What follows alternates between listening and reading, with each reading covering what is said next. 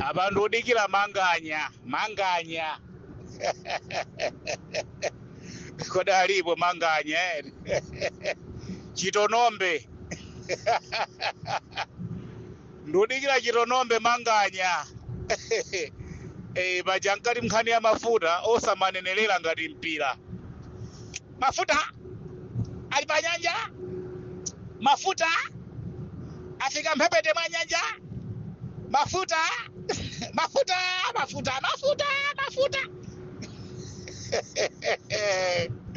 Mulungu sathamanga sachedwa ali ndi nthawi.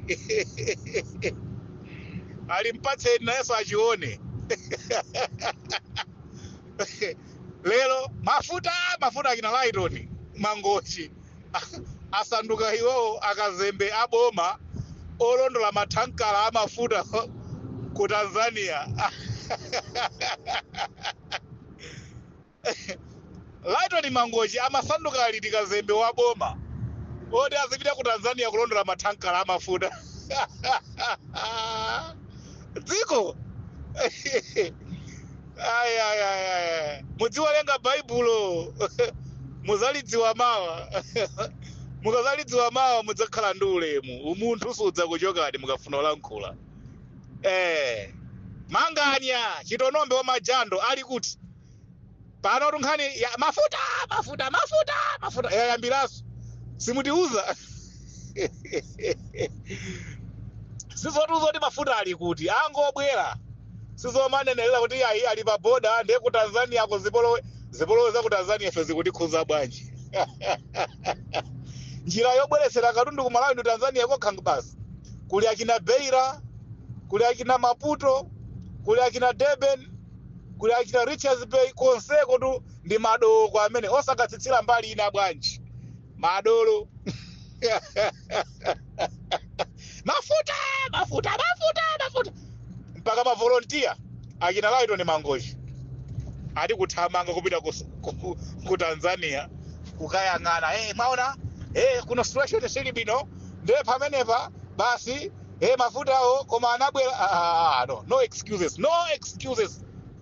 System madolo tapangane zoti mafuta abwere zikavuta amene kumwasanga mafuta zadusana kupeira 2 minutes ali pa Malawi ngambwi ndikusiya za ma complaints. Dziko ili Ndeline ndikadzakhala ine ndendidzatele. Masiku mkachitsiro 16 September 16 September wabwera 16 September uja uyo wadusa 16 October ngambwi pano tikuthamanga 16 November.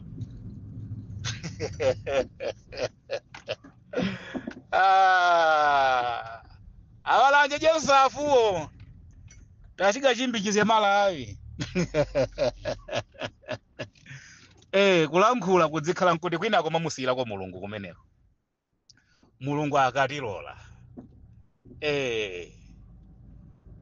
tidzatero chifukwa nkutheka chinthu chake chomwechi kukupatsani inuyo nkukanika zotheka ato zimenezo sinyangaso ata sulika baso zimalira ufiti ta bwinobwinonso kukanika ndithu bwinobwino osakhaso pa ufiti nyanga chani ayiso kukanika obadwa mwa munthu ndewo okanikayo kaya. Mabuku tamatero tidamulenga munthu kuchokera kukufowoka. Tidamulenga munthu khala ofowoka basi olephera opelewera zonse mphamvu nzeru kuzindikira chati opelewera in general munthu analengedwa kukhala opelewera osowekera ndeka yakhala miliyoni achotani ulata khauphunzira chotani amasowekera. Kusowekera ndithu china chake basi.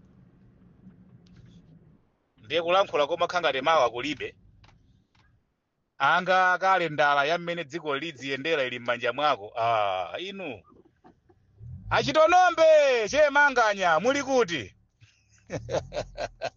kaya ndangaliba kaya ndanakanga kaya jando simunatulutse umeneko tabani kuno mudzayimirire nkhani ya mafuta ambaso tuzonenelera azija ayambaso zonenelela mafuta zija zoti mafuta ayambaso nde paja ino amene mmathamanga kuzatilankhulira zimene zoti ayi zonenelerazi ayi mafuta akafuna kupezeka azingopezeka basi sizoneneleraso iyayi koma tinunkhana mphira makafika 2030 ayi zikomo